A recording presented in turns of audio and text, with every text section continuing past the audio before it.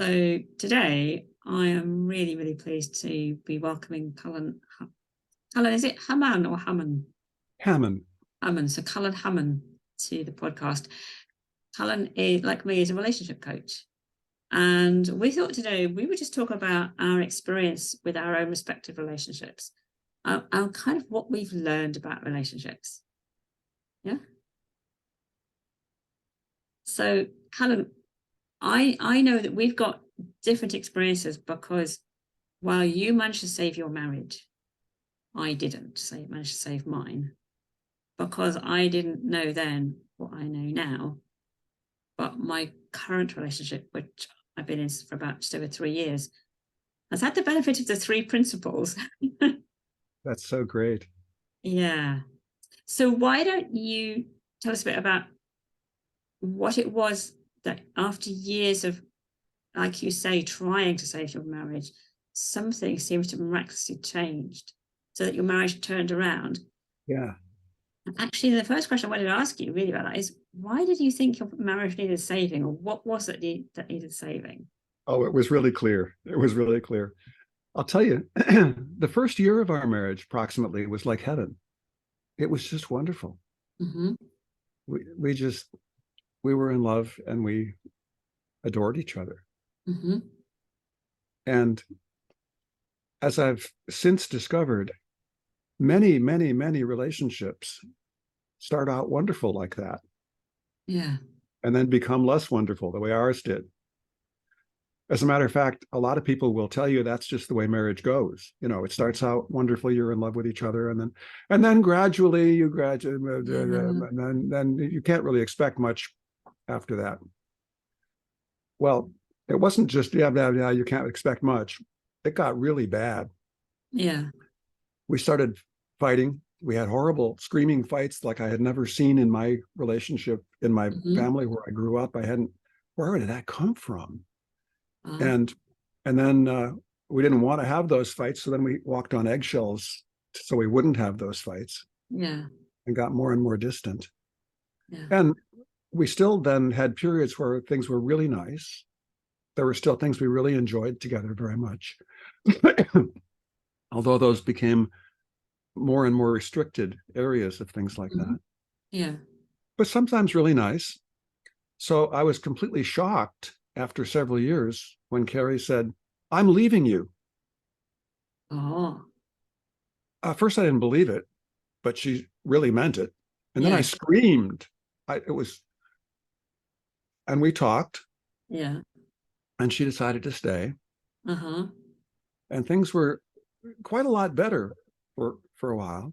Yeah. And then gradually began spiraling downward again. We had a fight or two, and we got more and more distant, and we had fewer and fewer areas where we were still having a good time together. So finally, a couple of years ago, she told me she was leaving again. Yeah. And without all the drama, it's just not working. It's just not going to work. I'm just going. Right. It was probably a mistake that I stayed with you the first time that I was going to leave. Yeah. And I was really sad and still also at some level a little panicked. Yeah. What I realized later, well, I realized right away, was that was from my experience as a kid when my mother took my sister and me and in the dark of night left my father. Yeah. So it's kind of all that happening again. Sure. Yeah. But I really didn't want that to happen. And I said, look, let's, just don't leave right away. And she didn't. She thought of herself as not courageous enough to, is what she said. But whatever, she stayed. Okay. And I had read something a few years previously that gave me hope that there really was another possibility. Right. I read something in a book called Modelo. Modelo. Yeah. Modelo, A Story of Hope for the Inner City and Beyond. Yeah. By Jack Pransky. Yeah. And he was describing how a couple of psychologists George Pransky and Roger Mills, Mm-hmm. who were very interested in human relationships. Roger had been doing research on what actually worked, what actually helped relationships. Yeah. And George was a couple therapist whose relationship was in lousy shape.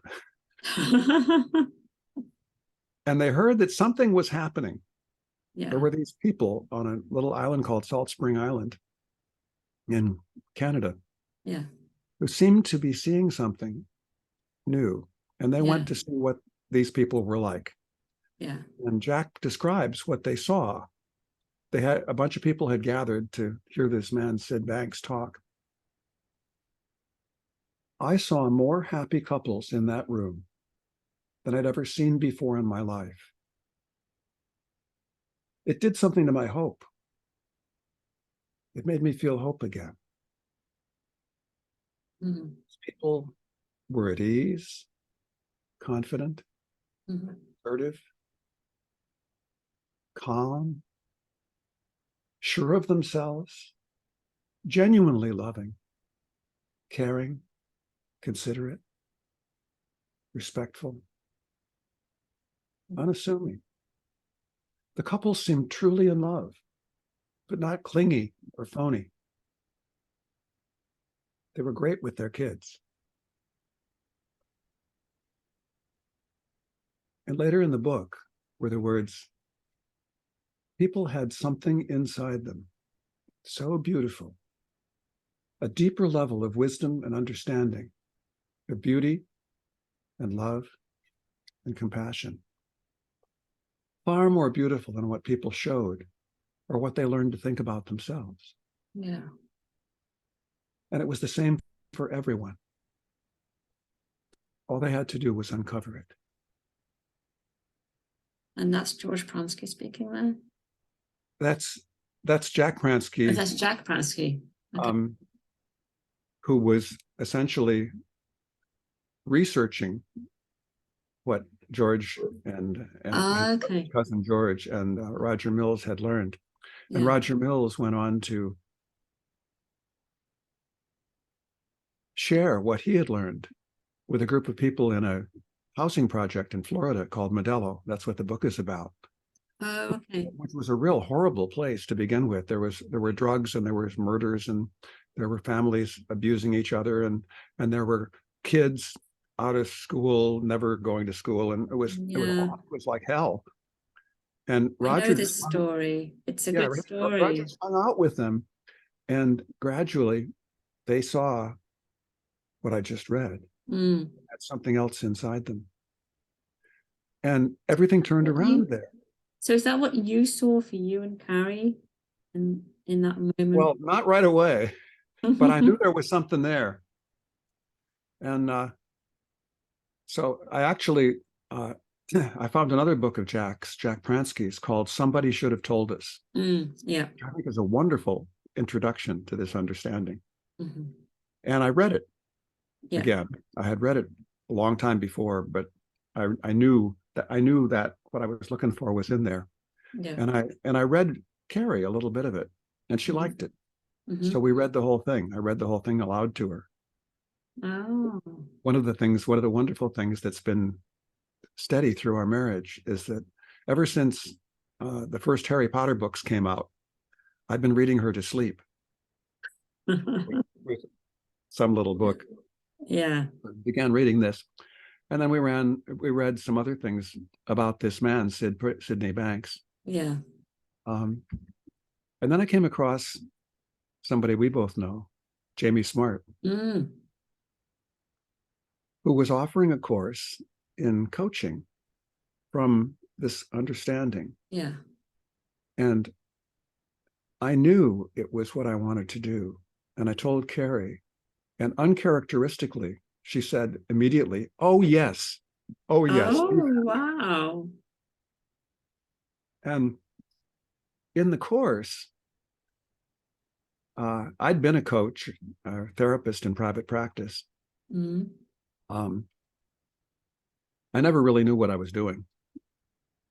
I understand now some of what I was doing. But I thought what I was doing was giving people better ideas, a better perspective on life Yeah. and useful techniques to use in their Yeah. lives, and so forth. Well, all of those wonderful ideas and all of those techniques that seemed to be so helpful to them were totally useless when I was trying to do all that stuff with Carrie. She would just get mad. She'd say, I'm not your client. Stop being a therapist. Of course.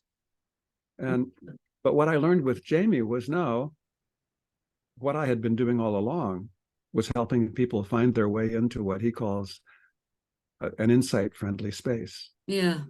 Where they could find the insights that would make a difference to them. Yeah. All the other stuff I was doing was getting in the way, if anything.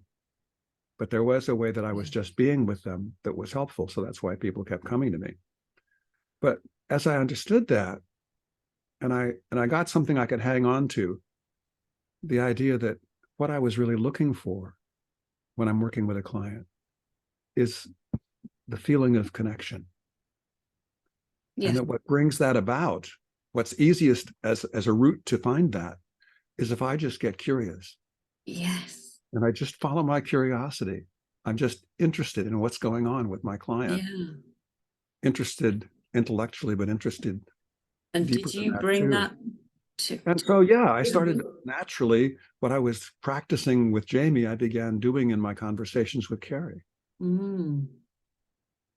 And after years and years and years and years, when she had said regularly, you're not listening.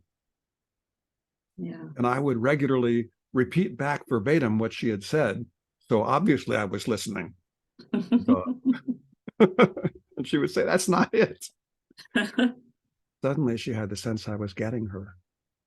That's interesting. So you bring the curiosity to the listening, and it's like the secret sauce, isn't it? It's the added ingredient that makes the But I'm listening. just genuinely open and genuinely not thinking I know. Yes. And genuinely not thinking I have to do anything about it. Yes. Just being there. She could relax and be herself. And we could fall into connection. Mm. And as you know, what I was astonished to discover, the deeper the sense of connection between us, the more automatically we each fell into deeper connection with the best self within us, with our true self, and with life itself. Yeah. And that's where those insights come from spontaneously. And that started happening. So, Colin, would you say that the curiosity was the kind of the thing that made the big difference? Well, I've thought about that a bunch. And as I've begun working with clients, I've seen that, yeah, that's very, very, very helpful. And maybe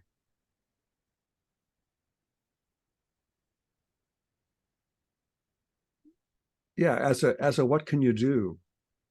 I think that was probably the key, but not the first key. So what was the first something else. Yeah, there was something else that we had started doing before that. That was why Carrie was still around, so I could be doing this. Right. And what that was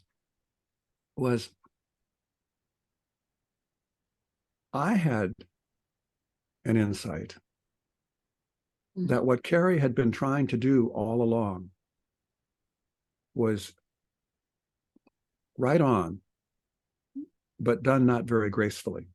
And what I mean by that is, I realized my first important insight was I could tell when a relationship conversation that we were having was going down the tubes.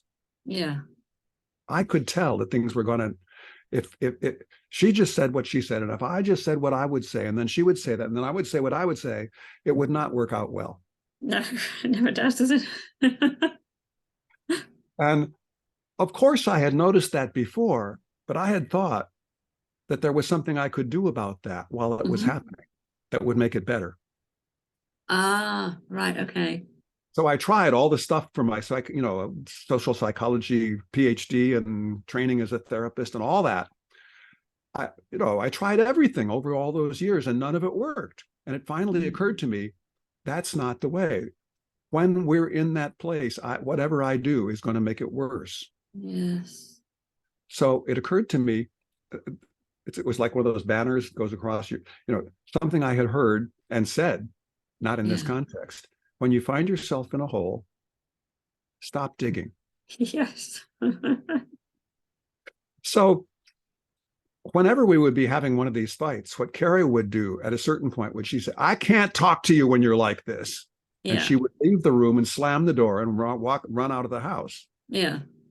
And of course, that always freaked me out because I thought it was my mother leaving all over again, right? Oh, that. Yes. Okay.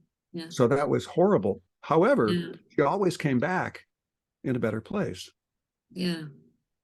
Well, one of the things that Roger Mills told the people in Modelo that made a difference for them was when you find yourself fighting with your husband or your child, just go away. Just go to another room, go to a friend's house, and don't come back until you love him again.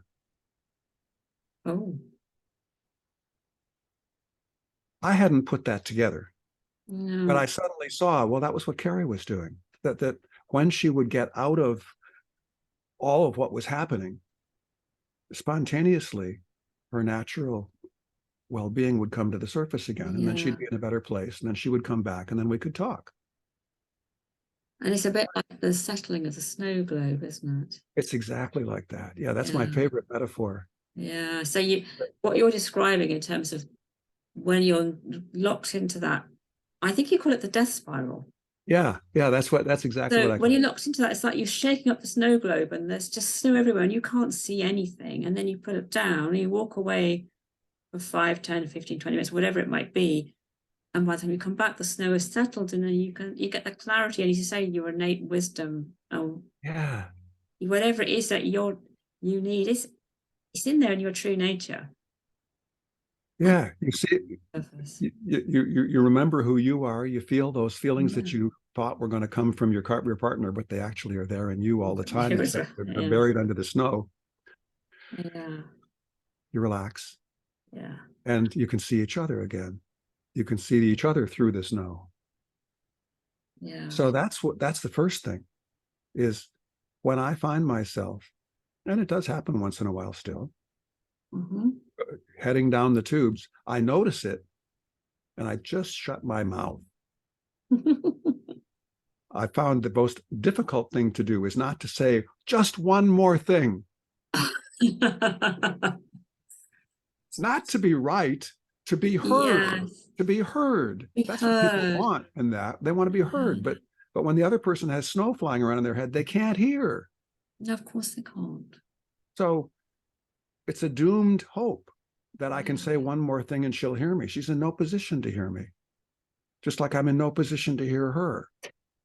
Yeah. All that will work is to stop the bleeding. Alex, can I ask you a question? How long was it before you got really good at not saying that one last thing? Oh, that's a great question.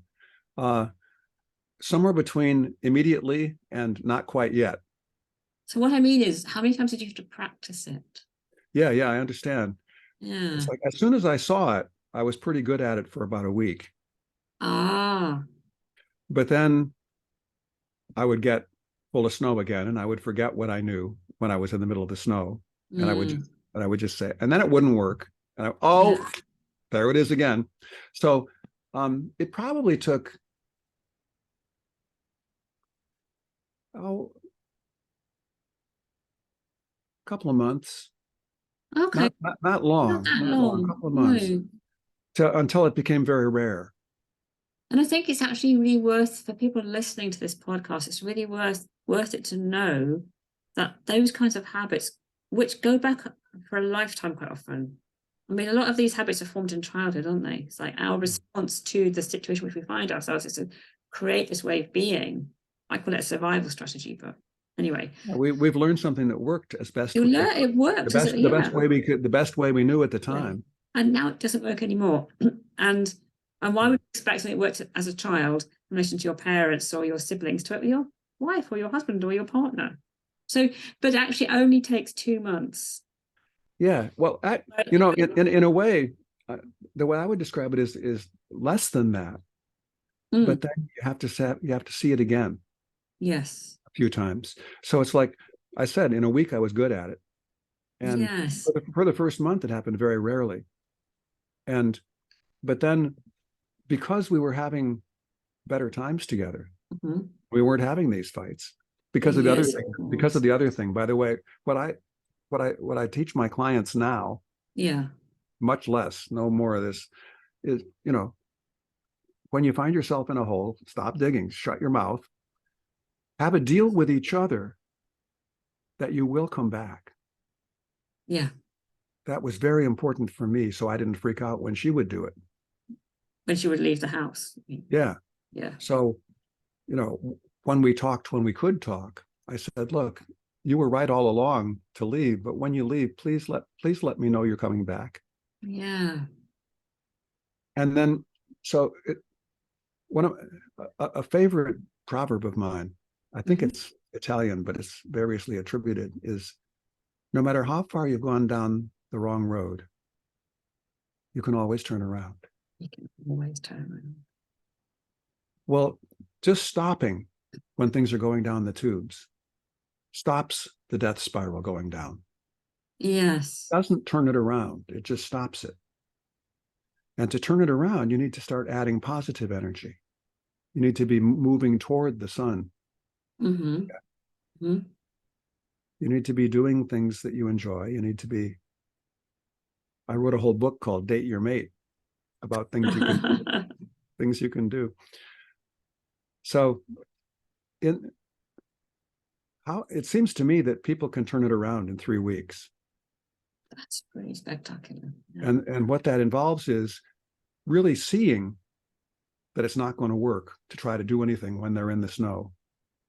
Sure. So they stop and starting to do some positive things again, or to do more positive things again. And what's the point of being in a relationship if you don't do fun stuff together? Yeah. Yeah. There's some wonderful research that a guy named John Gottman did. Are you familiar with John Gottman? He's a couple therapist, I'm and not sure. he has all kinds of stuff on the internet. Yeah. But he did some amazing research, Sorrel. He would take couples that were struggling Yeah. and invite them to come to a special apartment that he had rigged up for a day. And the apartment was rigged with with movie cameras or video cameras, all that kind of stuff. And it was in a nice place with a nice view out the window and so forth. And he would say, just come as though it were a day off or your Sunday or whatever. Bring whatever you would need for food or for newspaper that you want to read or what you would do. And then just spend the day together. Let me videotape you. Right. And he didn't know what he was going to find.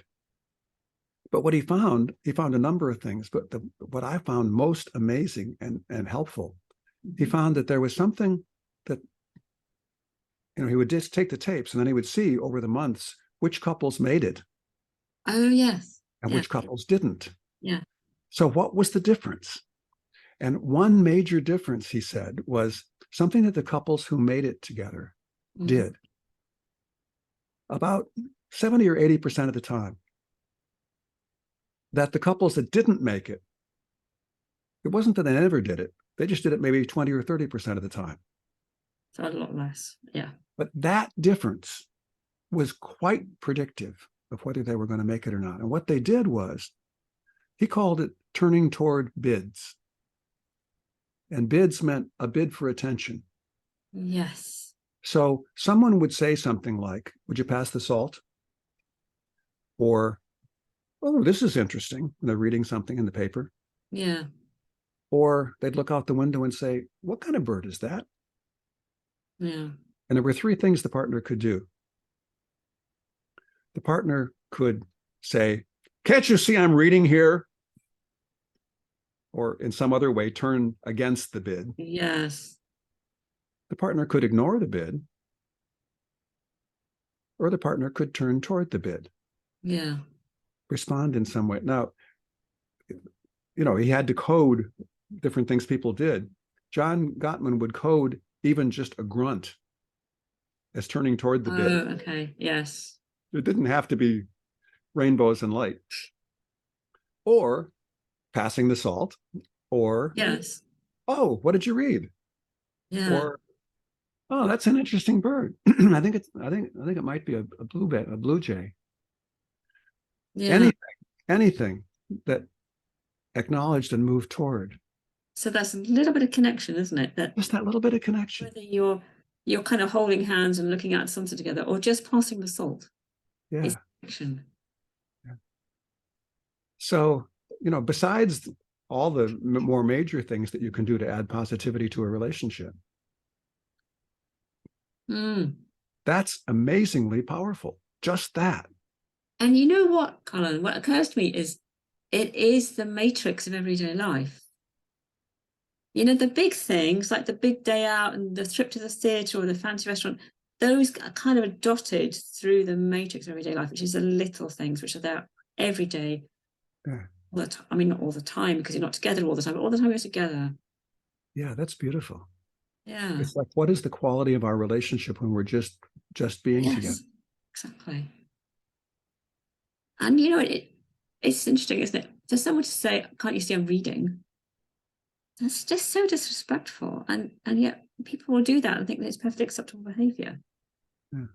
And I'm sure in our previous conversation we talked about skill sets. And I think maybe that was in the context of turning toward the bid. I can't remember, but I know that you have this in common with my partner because you're both men and you both know that men like to know how to do things. I'm assuming that's true of you too.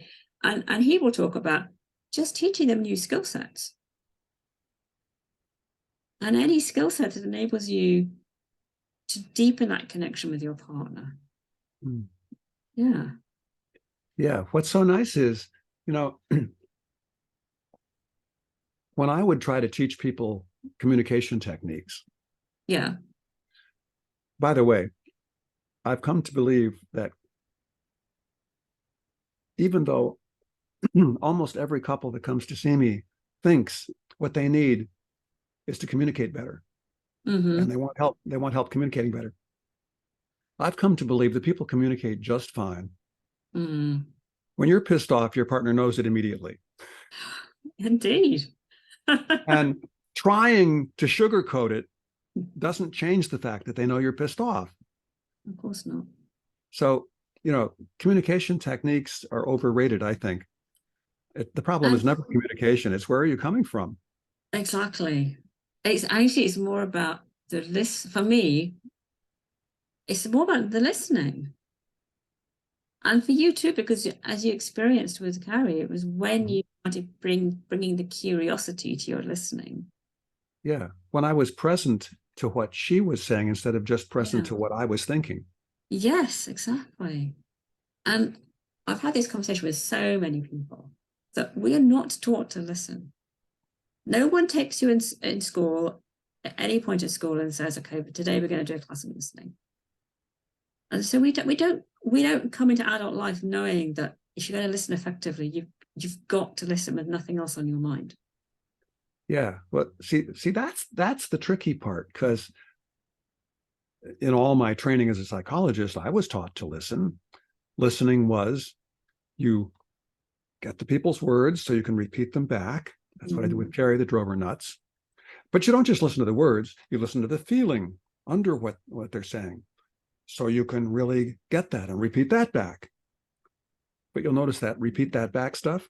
Listening isn't about making sure I get the message intellectually, but that's what I thought all along.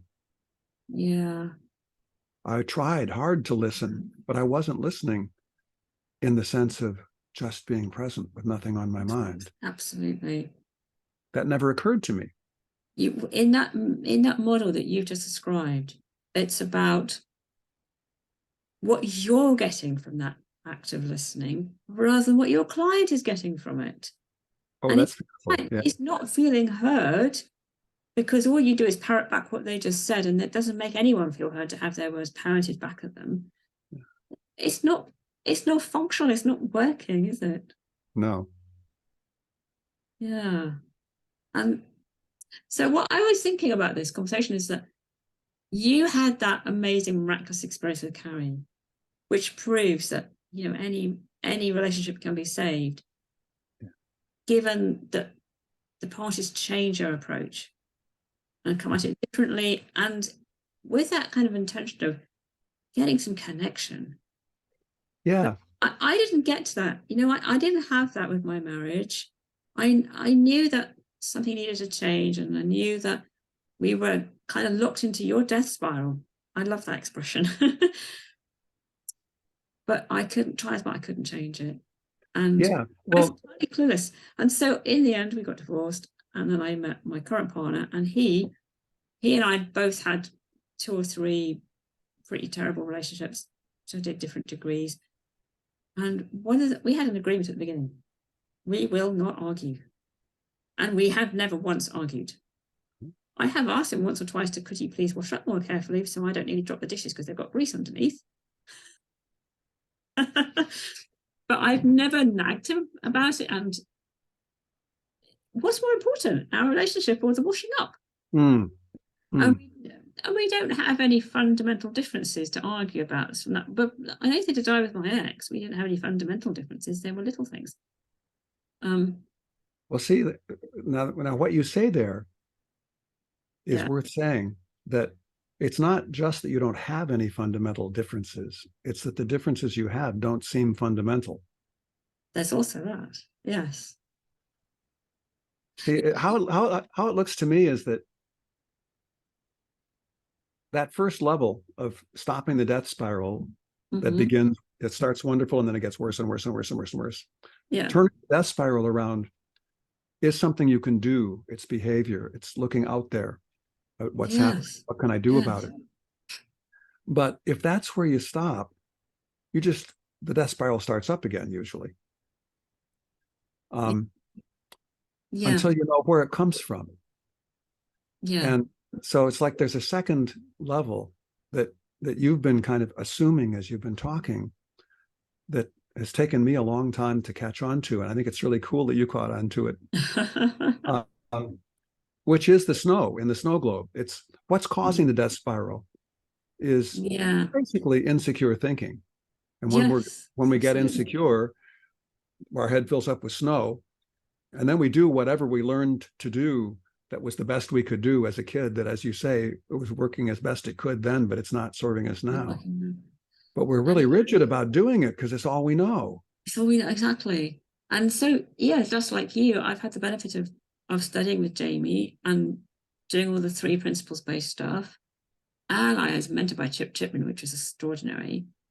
And it's interesting, the whole thing when you said at the very beginning about, you got your honeymoon period for like a year, and then after that it starts to get worse and worse, and it's boring. And people say, yeah, but it does get boring, because it's just like, Chip Chipman said to me once, he said, I go to bed with a different woman every night. And what he means, because it's not literally, what he means is that right. He's something new in Jan every day. Yeah. And when he said that, I was like, oh my God, that's amazing. Because of course, when you're present to your partner and you're not caught up in the thinking and you're seeing them with fresh eyes all the time, you do see new stuff. Because they're constant. We're all constantly changing. We're all constantly changing, yes. And becoming present.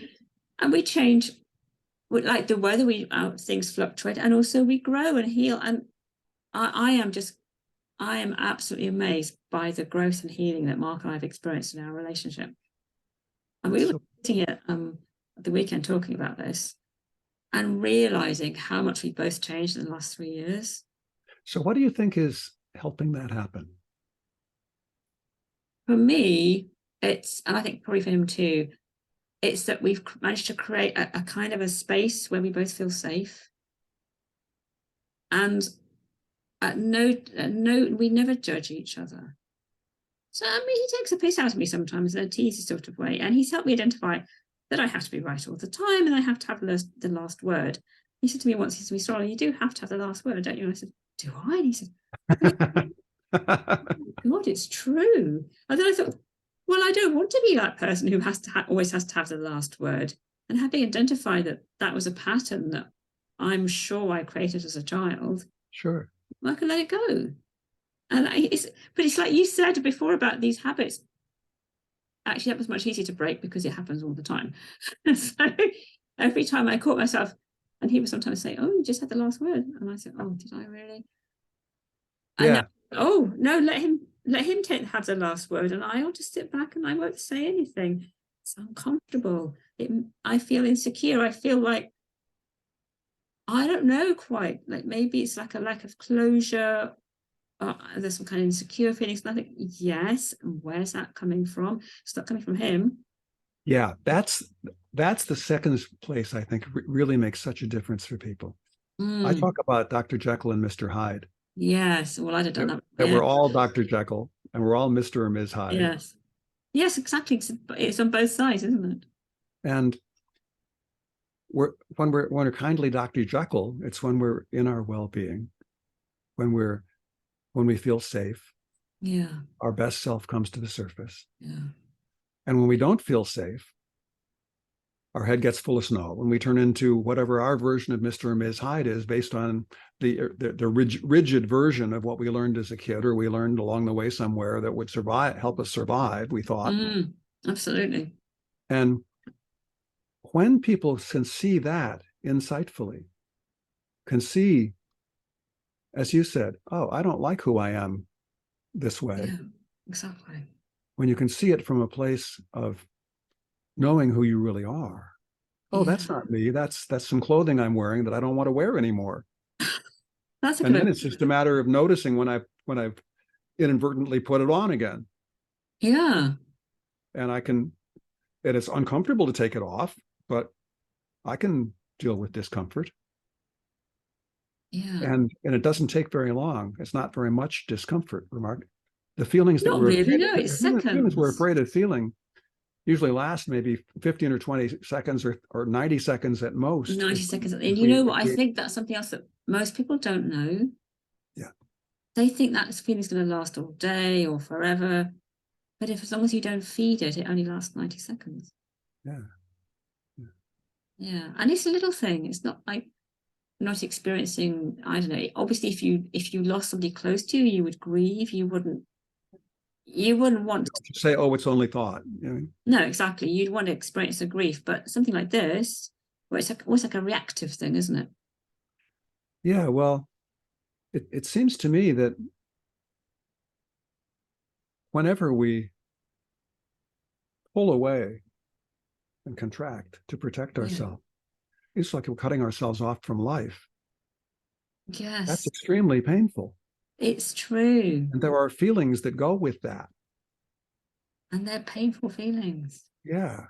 And we don't want to go near the feelings, but if we don't go near the feelings, we can't undo the contraction. And that's also true. And when we do go into and through the feelings and just breathe a little and let the feelings pass through us, that's part of the way we heal. Absolutely. And in fact, we don't heal unless it's a courageous step at the beginning to move into those feelings and allow them to flow through us.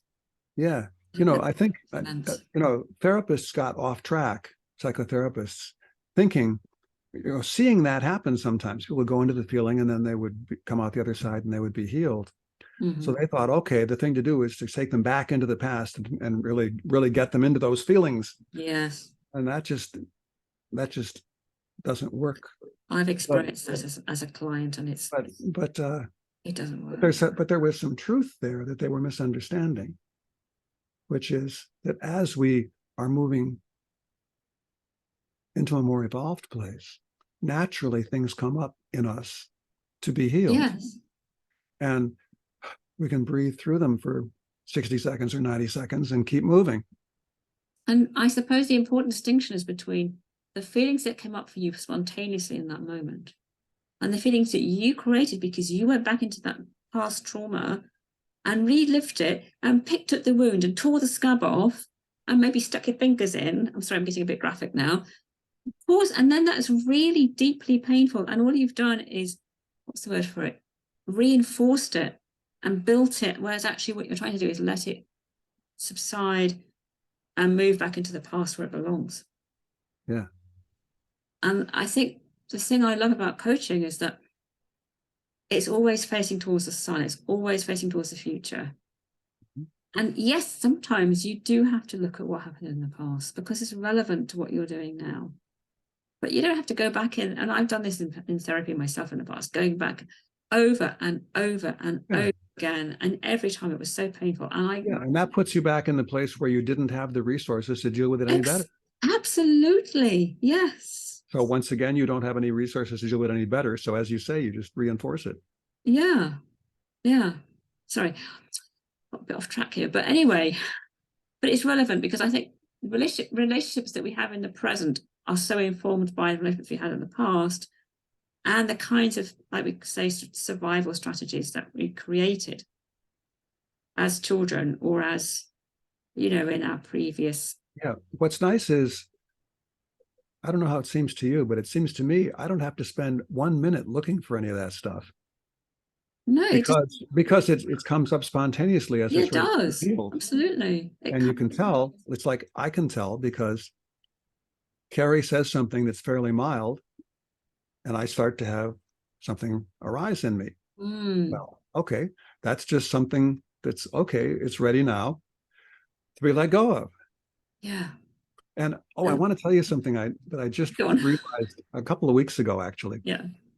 I'd come up with, okay, so if it's not working and when I'm heading down the tubes, the thing to do is to shut my mouth and go away, and eventually we'll feel better and then it'll be okay. Yeah. Well, she had said one of those things that she says, and I was about to say one of the things that I would say, and I could see it was where that was at. Yes. But before she said that, we had a couple of hours free, and there was something we started to talk about that would be good to talk about. And it just occurred to me, well, this is actually a good time to talk about that. If we were coming from a different place. Well, what would it be like after we separate and come together? Just occurred to me where I would be. And I said to her from that place, hey, we really could talk about that thing.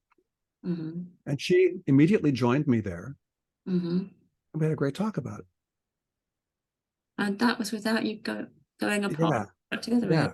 It was like, it felt like popping into a different universe. Gosh, that's really cool. Just, we don't have to go through all that. But you don't, do you? Right. If I find myself heading for a mess, I don't have to process it in any way. We can just, there's another possibility. Yeah. And it occurs to me that death spiral thing, there's no content to it. It's just a form. It's the behavior pattern that, I got stuck in this with my ex.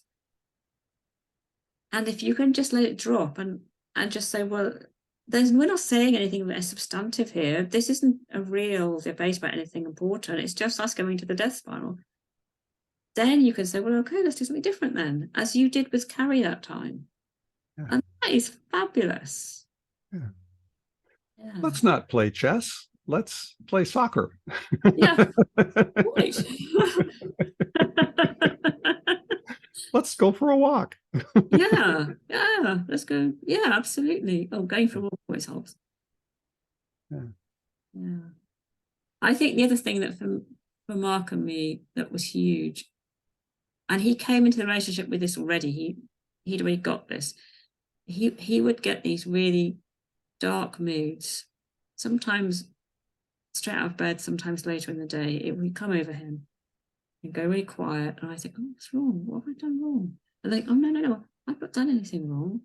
Something else is the problem. And then he'd say, yeah, I'm feeling a bit irritable. I think I need to go down to the studio, which is his flat, have a smoke and a think and reset my head and I'll be fine. So he'd do the timeout thing, but he'd already identified that I wasn't the cause of his mood. Now, that for me was like probably the first time I've been in a relationship where I didn't get the blame for his moods. Yeah. And it's so much easier to maintain your own bearings when you're not. Absolutely. And I think for me, I knew kind of intellectually anyway from the whole Jamie Smart stuff, from the 3 principles, that I knew that he wasn't causing any of my moods either. So, and that was a great place to start from. Yeah, it seems to me that's where people start to get some real traction. Being able to stop the death spiral and turn it around is like, that's a Band-Aid solution that's very, very needed if you're bleeding. But when you start to see that the behavior in you and in the other person isn't coming from the other person, it's just the coming. feelings aren't coming from the other person. When you start to actually see that, that's where, see, I think as Carrie and I were reading those books, we were kind of getting to see that. So that made it available to me a whole lot more when Jamie said, well, just be curious. So it's like whatever she's saying and whatever I'm feeling about that, I knew. I didn't just know intellectually. I knew. Well, whatever I was feeling about what she had just said wasn't coming from her. And that made it easier for me to drop that and just be present. Yeah. So that's why, yeah, I think curiosity, just open, innocent curiosity and looking for a feeling of connection. Yeah. That took us to a really deep place, but it's sort of built on a foundation of a couple of other things. And wherever you're starting from, whether you're starting from the situation you were with Carrie or from a new relationship where you're kind of starting from scratch and you've left behind some of these old misconceptions, putting the connection as a priority above everything else, that makes a huge difference. Yeah, and part of what that does, almost all states, if you ask people, why are you getting a divorce? They say irreconcilable differences is the most common reason given for a divorce, irreconcilable differences. Well, when you get to the point where you're actually just curious about what the other person's world is, you just really want to know. Yeah. Suddenly, what looks like a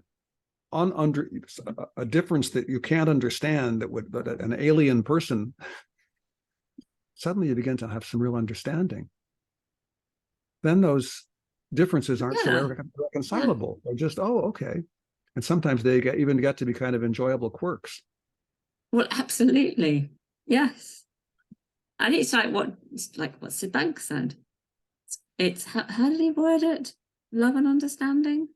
I forgot the quote now, but it's about just being curious, being present, starting to get some kind of conception of what that person's experience is like from the inside. I'm starting to feel it. I mean, I'm impressed by Emma McDevitt, and her ability to mirror what the other person is feeling in herself, in her body. Yeah. And that's got to be founded on a really deep level of curiosity and presence. Yeah, well, something else too, Sarah, something I've been wondering about. We talk about outside in and inside out, and the facile notion that nobody else can put a feeling in you. Yeah. It all comes from inside you. And that's all true. And yet, at the same time, we have in our frontal cortex something called mirror neurons. Yes, and we can mirror other people. And mirror neurons pick up on what other people are feeling.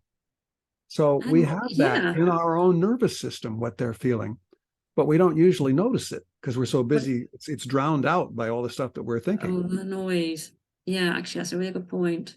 So it's like this very highly attuned, perceptual. Yeah. It's like when it gets quiet enough in here. Yes. We all have that fundamental basis for empathy. We all have that capacity to feel where other people are coming from.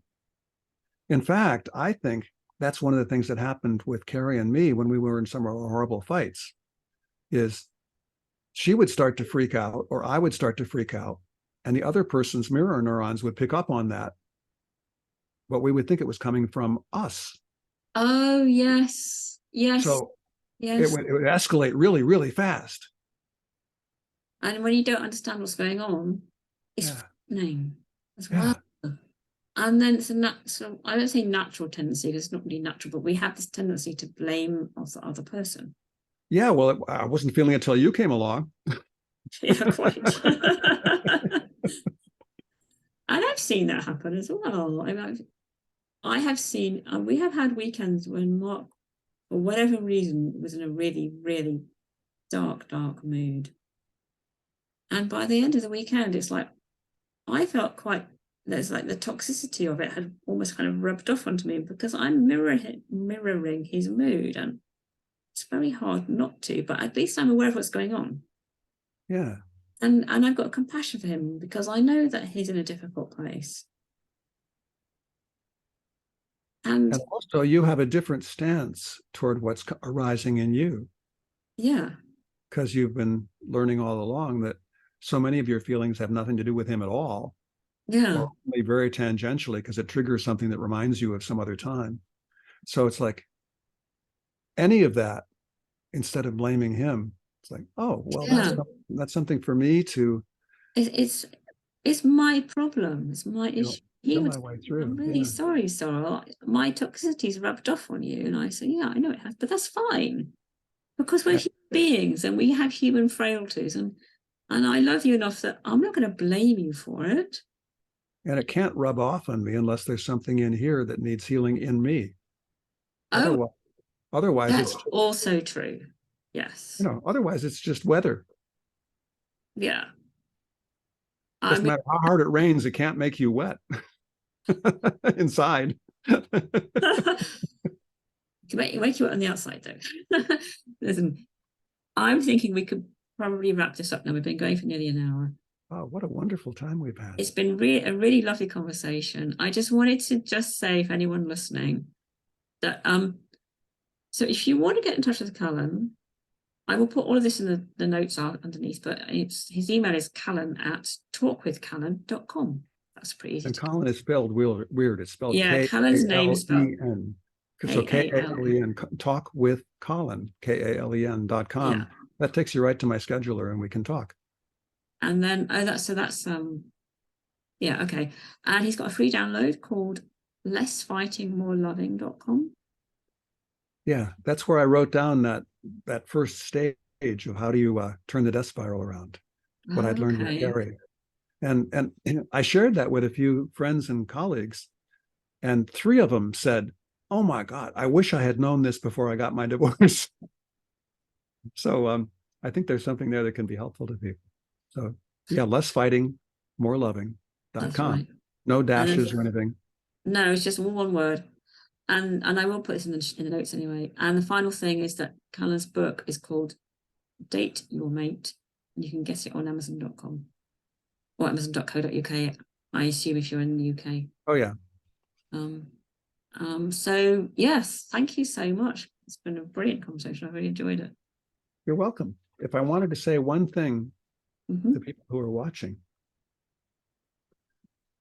that might help, it's that it can be a lot easier than you think. Yeah, that's really true. It can be a lot easier than you think. You don't have to work on your relationship. It just takes a few simple insights, just seeing how things really are. Yeah. That you can turn the death spiral around. That the feelings you're having aren't coming from your partner. They're coming from snow in your own head. And when the snow settles, without you trying to think positive, just the snow settles, you'll feel those feelings that you've always wanted to feel, because that's who you are. So you don't need to fix your partner or find somebody to fix you. You don't need a bunch of techniques or skills that you can't use when you need them. Oh yes, that's the other thing, isn't it? Just your natural ability to see what's real. And the possibilities are amazing. They are. They absolutely are. Well, I'm going to stop now, but thank you. Sorrow, thank you.